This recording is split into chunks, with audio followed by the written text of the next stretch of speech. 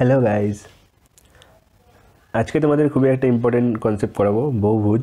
যে বহুভুজ থেকে অনেক কোশ্চেন তোমাদের রেলওয়েজ এক্সামে আসে, ঠিক আছে। এটা খুব একটা ইম্পর্টেন্ট টপিক তোমাদের আদার্স এক্সামিনেশনের জন্য না, এটা তোমাদের রেলওয়ে এক্সামিনেশন এই থেকে কোশ্চেন দু একটা আসে। আর লাস্ট ইয়ার তোমাদের গ্রুপ ডিতে এই টপিক থেকে তোমাদের কোশ্চেন এসেছিলো। এছাড়া তোমাদের রেল ছাড়াও তোমাদের বিভিন্ন যে মানে ক্লার্ক লেভেলের কোশ্চেনগুলো, মানে ক্লার্ক লেভেলের পরীক্ষা, যেমন তোমাদের MTS বলো বা CHSL বলো বা বিভিন্ন ক্লার্ক লেভেলের, সেগুলো তোমাদের এই টাইপের কোশ্চেন দিতে পারে, ঠিক আছে। এগুলো কিন্তু CGL-এ তোমাদের মানে না আসার চান্সটাই ম্যাক্সিমাম, মানে না আসার চান্স বলতে কি দিতেই পারে, বলা যায় না কী দেবে, CGL-এ কী দেবে তোমাদের, এই থেকেও দু একটা কোশ্চেন দিতে পারে। কারণ এই টপিকটা হয় কিন্তু অনেকেই স্কিপ করে যায়, অনেকেই করে না এই টপিকটা, ঠিক আছে। এই টপিক থেকে কিন্তু কোশ্চেন পরীক্ষা আসতেই পারে, ঠিক আছে। অবশ্যই খুব হেল্পফুল, তোমাদের অবশ্যই শিখে রাখা উচিত। যদি বাই চান্স পরীক্ষায় তোমাদের চলে আসে তাহলে কি তোমাদের যাতে মিস না হয় কোশ্চেনটা, ঠিক আছে। তোমাদের আমি কনসেপ্ট আজকে বলবো, কনসেপ্ট বলার সাথে সাথে তোমাদের কিছু ফর্মুলা বলবো যেগুলো দিয়ে তোমাদের অঙ্ক করতে হবে, আর বেশ কিছু কোশ্চেন আমি করে দেবো, ঠিক আছে। যারা আজকে মানে আমার ভিডিওটা প্রথম দেখছো তারা অবশ্যই চ্যানেলটাকে সাবস্ক্রাইব করে নিও, আর পাশে বেল আইকনটাকে ক্লিক করে নিও, যাতে আমি ম্যাথসের উপর যখন ভিডিও বানাবো তখন ডাইরেক্ট তোমাদের নোটিফিকেশন চলে যাবে তোমাদের ফোনে, ঠিক আছে। আর আমি আনএকাডেমিতে জয়েন করেছি, তোমরা অবশ্যই আমাকে আনএকাডেমিতে ফলো করো। আমি আমার প্রোফাইলের লিঙ্ক আমি ডিসক্রিপশন বক্সে দিয়ে দেবো। আমার অলরেডি 2 বা 3টে কোর্স আমার লঞ্চ করা হয়ে গেছে, তোমাদের খুব হেল্পফুল হবে। একটা PSC মিসেলেনিয়াসের উপর একটা কোর্স, আর একটা পার্সেন্টেজের উপর একটা কোর্স, আর একটা প্রফিট অ্যান্ড লসের উপর একটা আপকামিং কোর্স একটা আসছে, ঠিক আছে। তোমাদের ওইটা প্রফিট অ্যান্ড লস একদম ডিটেলে আমি আলোচনা করে দিয়েছি, একদম তোমাদের টাইপ করে মানে কোশ্চেন পরীক্ষায় কেমন টাইপের আছে ঠিক তেমনভাবে, ঠিক আছে। অবশ্যই কিন্তু তোমরা আমাকে আনএকাডেমিতে ফলো করো, ঠিক আছে। আর তোমরা যদি মানে টেলিগ্রাম চ্যানেলে জয়েন না হয়ে থাকো, আমার চ্যানেলটা অবশ্যই জয়েন করে নিও। এটা হচ্ছে তোর ইউজার আইডি, সেখান থেকে তোমরা জয়েন করে নিও। আমি ওখানে এক্সাম রিলেটেড বিভিন্ন ম্যাটেরিয়াল বা কারেন্ট অ্যাফেয়ার্স আমি পোস্ট করি, তোমাদের হেল্পফুল হবে, ঠিক আছে। তাহলে চলো শুরু করা যাক।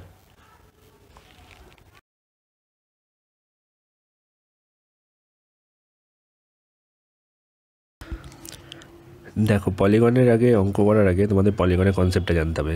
পলিগন কী বা পলিগনের বিভিন্ন ফর্মুলা বা পলিগনের যে বিভিন্ন ভাগ, সেগুলো সম্বন্ধে তোমাদের আগে জানতে হবে। সেগুলো তোমরা জানলেই ঠিক পলিগনের অঙ্কগুলো করতে পারবে, ঠিক আছে।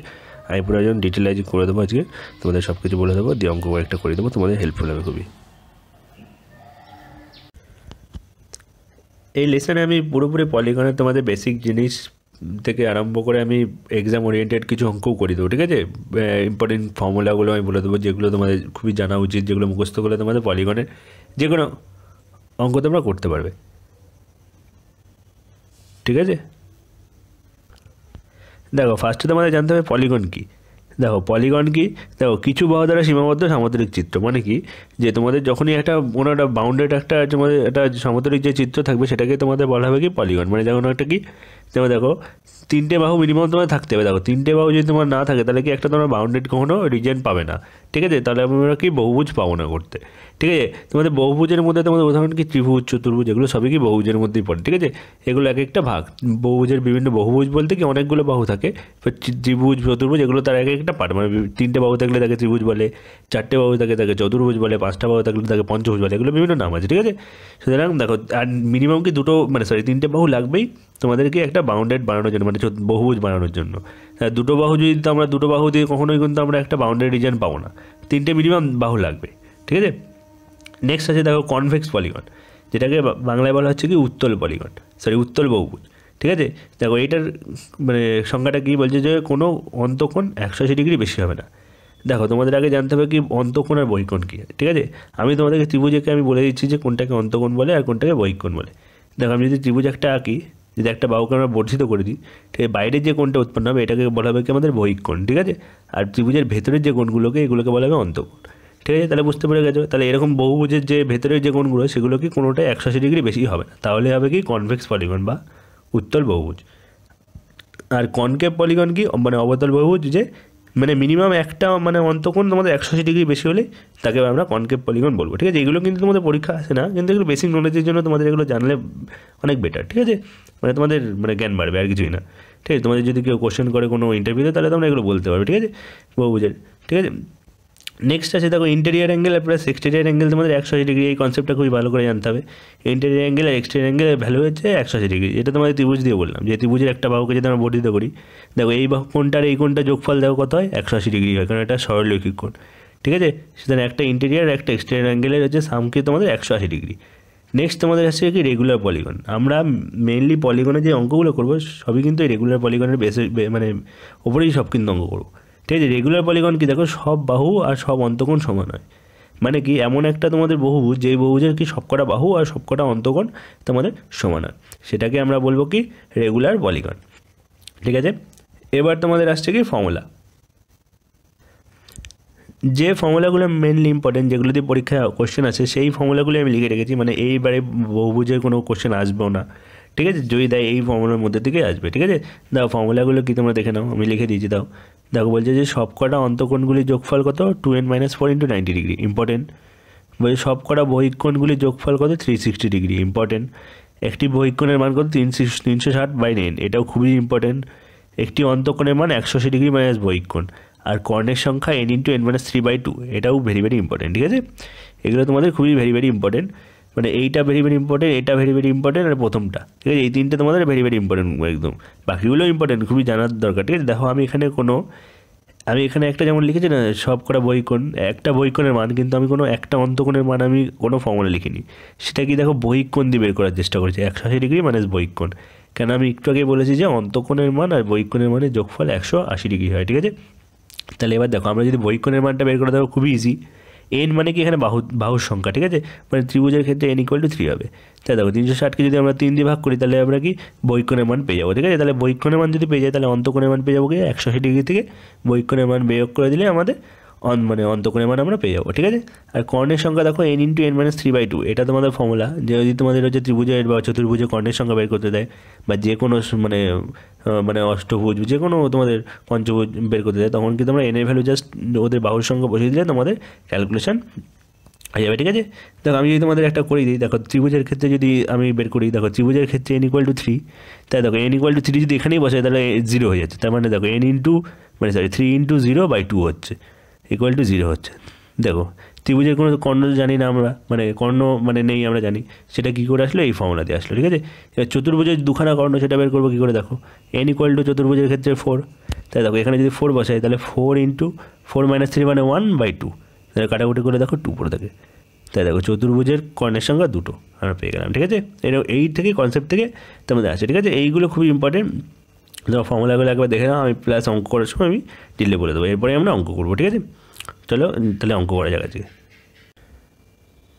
ভিডিওটা যদি একটু ভালো লাগে তাহলে অবশ্যই লাইক মেরো, আর অবশ্যই বন্ধুদের সাথে শেয়ার করে, ঠিক আছে। আর চ্যানেলে নতুন হলে অবশ্যই সাবস্ক্রাইব করে পাশে বেল আইকনটাকে ক্লিক করে দিও। দেখো ফার্স্ট কোশ্চেনটা কি বলছে, যে একটি পঞ্চভুজের প্রতিটি অন্তকোণের মান কত, ঠিক আছে। দেখো প্রতিটি অন্তকোণের মানে কিন্তু কোনো ফর্মুলা লিখিনি, আমরা কি বহিকোণ দিয়ে তারপরে আমরা অন্তকোণ বের করছিলাম, ঠিক আছে। তাহলে এখানেও তাই করি, তাহলে দেখো আমাদের অন্তকোণের মান বের করতে দিচ্ছে, কিন্তু আমরা বহিকোণের মান বের করে নেবো। তাই দেখো এক একটা মানে বহিকোণের মানে মান বের করার ভিডিওটা যদি একটু ভালো লাগে তাহলে অবশ্যই লাইক মেরো ভিডিওটা, ঠিক আছে। আর অবশ্যই বন্ধুদের সাথে শেয়ার করে দিও, আর চ্যানেলে নতুন হলে অবশ্যই সাবস্ক্রাইব করে পাশে বেল আইকনটাকে ক্লিক করে নিও, ঠিক আছে, ম্যাথসের উপরে ভিডিও পেতে। দেখো ফার্স্ট কোশ্চেনটা কি বলছে, যে একটি পঞ্চভুজের প্রতিটি অন্তকোণের মান কত, ঠিক আছে। এখানে 4টে অপশান দেওয়া আছে।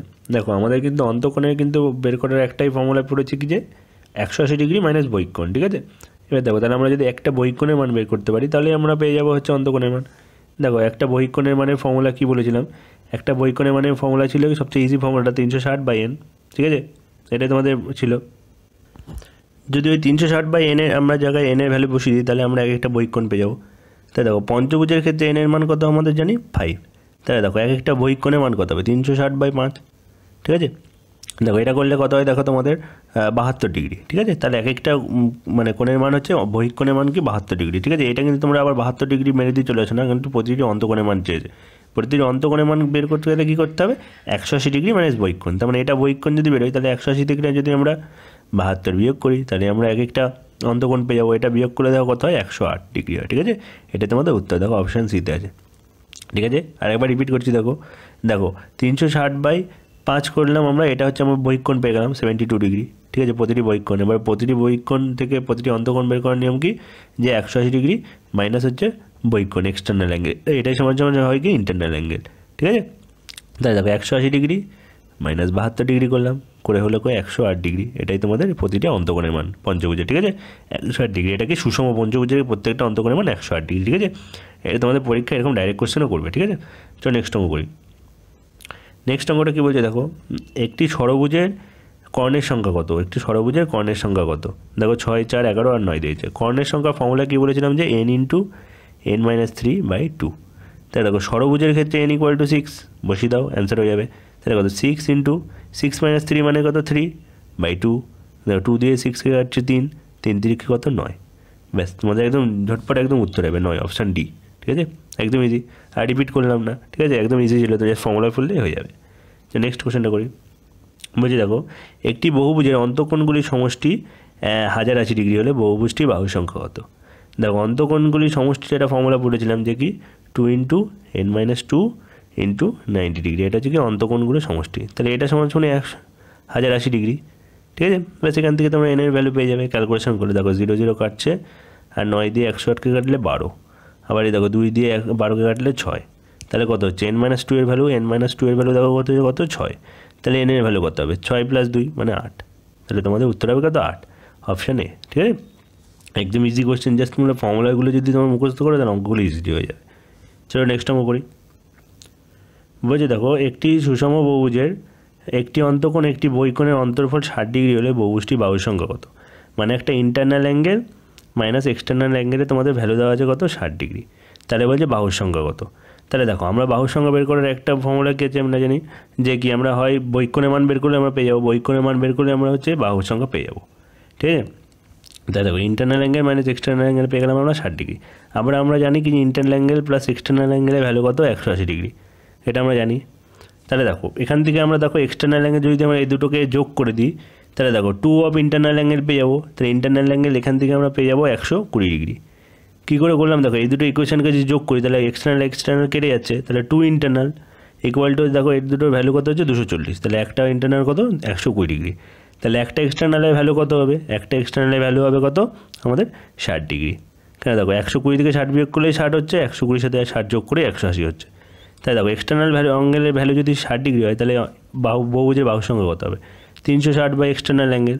কেন দেখো যদি আমরা এটাকে এরকম বলতে পারি তো যে এক্সটার্নাল অ্যাঙ্গেল সমান যদি 360 বাই n হয়, তাহলে আমরা বলতে পারি এটা ইমপ্লাই দ্যাট তো n = 360 বাই এক্সটার্নাল অ্যাঙ্গেল, এটাই আমরা বলতে পারি। ঠিক আছে, তাহলে দেখো 360 বাই আমাদের কত 60 হয়েছিল, তাহলে দেখে কাটাকুটি করে দেখো 6 হয়। তাহলে এই 6টাই তোমাদের উত্তর হবে, যেটা অপশান বিতে আছে। ঠিক আছে, তোমাদের যদি এখনও কোনো ডাউট থাকে অবশ্যই কমেন্ট বক্সে কমেন্ট করে জানিও, আমি আবার তোমাদের রিপ্লাই দিয়ে আমি বুঝিয়ে দেবো। ঠিক আছে, চলো লাস্ট অঙ্কটা করা যাক আজকে। বলছে দেখো একটি সুষম বহুভুজের 27টি কর্ণ হলে বহুভুজটির হচ্ছে বাহুর সংখ্যা কত। ঠিক আছে, ব্যাস তোমাদের ফর্মুলা ফেলে দাও n × n-3/2 = 27। এটা একটু বড়ো হবে। ঠিক আছে, এবার ক্যালকুলেশন করে দেখো, এখানে একটা কোয়াড্রেটিক ইকুয়েশন হবে। এখান থেকে দেখো n² - 3n হচ্ছে, n² - 3n, আর এটা দেখো মাল্টিপ্লাই করে দেখো 54, এটা প্লাস আর এপাশে আসলে মাইনাস, -54 = 0। এখান থেকে তোমাদের যদি ক্যালকুলেশন করো তাহলে দেখো একটা উত্তর আসবে। এখান থেকে দেখো তোমাদের 3কে এমনভাবে ভাঙতে হবে যাতে গুণ করলে কি 54 হয়। তাই দেখো 6 নং 54, তার মানে এখান থেকে তোমরা n এর ভ্যালু পেয়ে যাবে 9। ঠিক আছে, n এর ভ্যালু তোমরা এখান থেকে 9 পেয়ে যাবে, আর একটা -6 পাবে।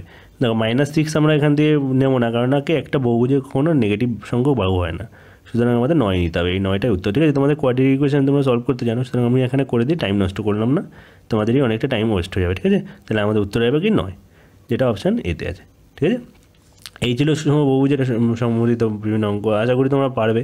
এরপরে আর ফার্দার কোনো অসুবিধা হলে তোমরা অবশ্যই কমেন্ট বক্সে কমেন্ট করে জানিও, বা ইমেল করে আমাকে পাঠিয়ে দিও তোমাদের সমস্যাগুলো, আমি তোমাদেরকে সলভ করে দেবো। ঠিক আছে, টেলিগ্রাম চ্যানেল অবশ্যই জয়েন হও, সেখানে তোমরা আমাকে ডাউট করতে পারো কোয়েশ্চেন। ঠিক আছে, আর একাডেমিতে অবশ্যই জয়েন করো। ঠিক আছে, আজকে এখানেই রাখলাম, আবার পরের ভিডিওতে দেখা হবে। Thank you.